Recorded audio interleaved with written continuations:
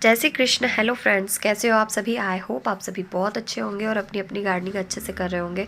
तो फ्रेंड्स, आज के इस वीडियो में हम एग्लोनिमा प्लांट को रिपोर्ट करने वाले हैं और ट्रांसप्लांट भी। कल मैंने जो वीडियो शेयर किया था उसमें मैंने पीस लिली को रिपोर्ट, ट्रांसप्लांट और डिवाइड किया था। आज हम वही काम एग्लोनिमा के साथ कर रहे हैं, लेकिन एग्लोनिमा के साथ एक प्रॉब्लम है कि एग्लोनिमा की जो मिट्टी होती है बहुत ही स्पेशल और बहुत ही अलग बनती है। बहुत ही ज़्यादा उसमें आपको गोबर का खाद या फिर कोकोपीट या फिर बहुत ही हल्की मिट्टी उसकी बनानी पड़ती है, क्योंकि इसकी रूट्स काफ़ी जो है सॉफ्ट होती है और ज़्यादा हैवी नहीं होती है। प्लांट को निकालने से पहले थोड़ा सा ध्यान रखें कि आप एकदम खींच के ना निकालें। पहले थोड़ा सा पौधे को जो पॉट सहित है वो थोड़ा सा आप हथेली से या किसी भी चीज़ से प्रेस करके, और हल्का सा अगर मिट्टी लूज़ हो जाती तो प्लांट इजीली निकल आता है। तो ये देखिए, यहाँ पर रूट ज़्यादा बाउंड तो हुई नहीं थी, लेकिन फिर भी प्लांट की मिट्टी जो है 1 साल बाद तो आपको चेंज कर ही लेनी चाहिए। तो मिट्टी को और खाद युक्त बनाने के लिए हम इसकी सारी मिट्टी निकालेंगे और जो है खाद और ज़्यादा मिला करके इस पौधे को फिर से लगाएंगे। तो फ्रेंड्स, पूरा वीडियो देखिएगा। मैं आगे और भी इस प्लांट से रिलेटेड जानकारी दूंगी। और देखिए कितनी प्यारी वाइट रूट्स बनी हुई है। पौधा काफ़ी हेल्दी है, लेकिन थोड़ा सा येलो, वो डोरमेंसी में जाने की वजह से येलो हो रहा है। और फ्रेंड्स, अगर आपका प्लांट हेल्दी है, आप उसी पॉट में फिर से लगाना चाहते हैं तो वो भी लगा सकते हैं। और एग्लोनिमा प्लांट जो है वो डोरमेंसी में होने की वजह से येलो हो जाता है, पत्ते सूखने लगते हैं। तो कोई नई बात नहीं है, ज़्यादा टेंशन मत लीजिए। क्योंकि जो लोग मध्य प्रदेश या राजस्थान या गुजरात, महाराष्ट्र और जो है झारखंड, दिल्ली, उत्तर प्रदेश, इन एरियाज से हैं, तो वहाँ पर एग्लोनिमा की कुछ ऐसी ही कंडीशन हो जाती है। तो फ्रेंड्स, यहाँ पर इस तरीके से मैं प्लांट के जो नीचे की तरफ से रूट मिट्टी निकालना शुरू कर रही हूँ। ऊपर से कभी भी मिट्टी निकालना स्टार्ट ना करें, क्योंकि वाइट रूट्स जो होती है अगर वो अधिक मात्रा में टूट गई तो पौधा भी खराब हो सकता है। तो ये काम बड़ी ही सावधानी से करना चाहिए।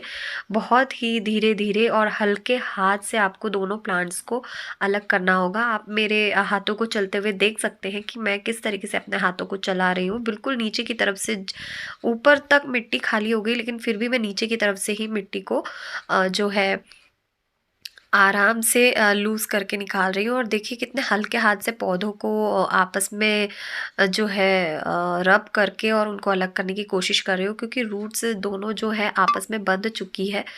तो फ्रेंड्स, एग्लोनिमा और जितने भी इंडोर प्लांट हैं उनके ऊपर इस समय ये काम आपको फटाफट कर लेना चाहिए, क्योंकि फरवरी, मार्च, अप्रैल तक ये बहुत अच्छे से ग्रो करते हैं। उसके बाद ये फिर से डॉर्मेंसी में चले जाते हैं, क्योंकि गर्मियाँ बहुत ज़्यादा बढ़ जाती है ना। तो देखिए, एग्लोनिमा की मिट्टी बनाने के लिए आपको जितनी मिट्टी है उतना खाद लेना है। तो जितनी मिट्टी है उतना ही मैंने खाद लिया है, और मैं उसमें थोड़ा सा फंगीसाइड, अगर आपके पास जो है ये साफ फंगीसाइड नहीं है तो आप जो वुड ऐश होती है, यानी कि लकड़ियों या गोबर के कंडे होते हैं, वो हम अगर घर में यूज़ करते हैं तो जो राख होती है उनका उपयोग कर सकते हैं।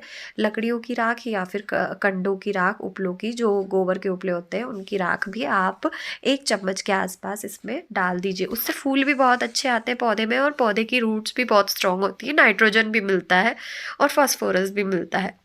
फंगिसाइड का भी जो है काम करता है। अब मैं इसको थोड़े से फैंसी पॉट में लगाऊंगी। ये पहले भी इसी पॉट में लगा था, और पिछला जो वीडियो है वो मैंने इसी पॉट में से निकाल करके दूसरे पॉट में शिफ्ट किया था एग्लोनिमा को। और मुझे लगा था ये शायद ही बचेगा, लेकिन ये बच गया। और बच गया मतलब कि मुझे इसके बारे में नॉलेज हो गई है कि इसे मुझे किस तरीके से ट्रीट करना है। तो फ्रेंड्स, ये डॉर्मेंसी से जो है प्लांट निकल चुका है। तो अब ध्यान रखिए कि रीपॉटिंग और ट्रांसप्लांटेशन के समय बहुत से पौधे जो है स्ट्रेस में चले जाते हैं।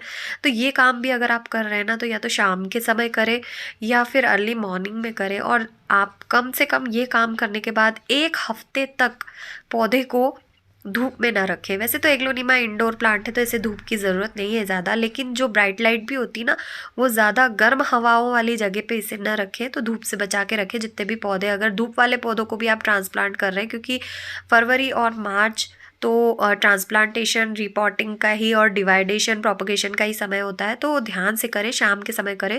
और जब तक प्रोपगेट करते समय भी पौधा जब तक अच्छे से प्रोपगेट ना हो जाए, उसे धूप में ना रखें। और जब आप डिवाइड कर रहे हैं या उसे जो है रूट्स के सहित रिपोर्टिंग और ट्रांसप्लांटेशन कर रहे हैं, तो भी ध्यान रखें कि धूप उस पौधे के ऊपर न लगे। चाहे वो धूप वाला पौधा है तो भी उसे 1 हफ्ते 10 दिन के लिए सेमी शेड एरिया में रखें, छाँव में रखें। तो यहाँ मैंने इसे कर दिया है रिपोर्ट। अब ये अच्छे से 2 पौधे लगे हुए थे एक ही गमले में और मुझे लग रहा था कि इनकी रूट बाउंड हो रही होगी, लेकिन रूट बाउंड नहीं हो रही थी। वो मिट्टी थोड़ी जो है वो अच्छे से बनी हुई नहीं थी, उसी वजह से अब मैंने एक पॉट और लिया है, इसमें मैं लगाऊंगी। और फ्रेंड्स जो 2 प्लांट थे उनको मैंने दोनों को अलग अलग कर दिया। ये काम आप फरवरी मार्च तक ही कीजिए, अप्रैल में मत कीजिए, क्योंकि अप्रैल में बहुत ज़्यादा गर्मियाँ बढ़ जाती। मैंने जिन जिन स्टेट के नाम बताए हैं, आप उन्हीं स्टेट से अगर ये वीडियोस देख रहे हैं तो ये काम आप फरवरी और मार्च में ही कीजिए, वरना मत कीजिए। रीपॉटिंग, ट्रांसप्लांटेशन और प्रोपगेशन आप जो है अभी कीजिए, वरना अप्रैल मई जून में ना करें। फिर बारिश आ जाए उसके बाद आप कर सकते हैं। तो फ्रेंड्स बहुत ही ज़्यादा मुश्किल होता है एक पौधे को रीपॉट करना। रीपॉट करने के लिए आपको क्या करना पड़ता है कि पौधे को आपको बाय रूट्स छेड़ना होता है, उसकी रूट्स कटिंग करनी होती है, रूट्स को काट के अलग करना होता है, तो पौधा काफ़ी टेंशन में आ जाता है। अगर आपको भी कोई इस तरीके से परेशान कर दे तो आप भी परेशान हो ही जाओगे ना।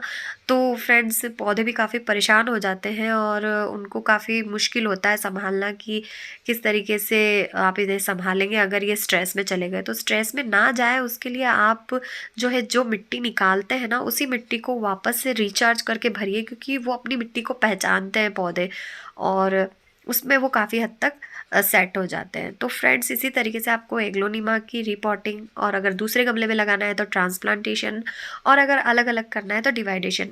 इन दोनों पौधों में भी 2-2 पौधे बन रहे हैं। तो जब मार्च में ये बहुत अच्छे से ग्रो हो जाएगा तो होप सो हम इसकी कटिंग और भी ग्रो करेंगे और वीडियो आपके साथ शेयर करेंगे।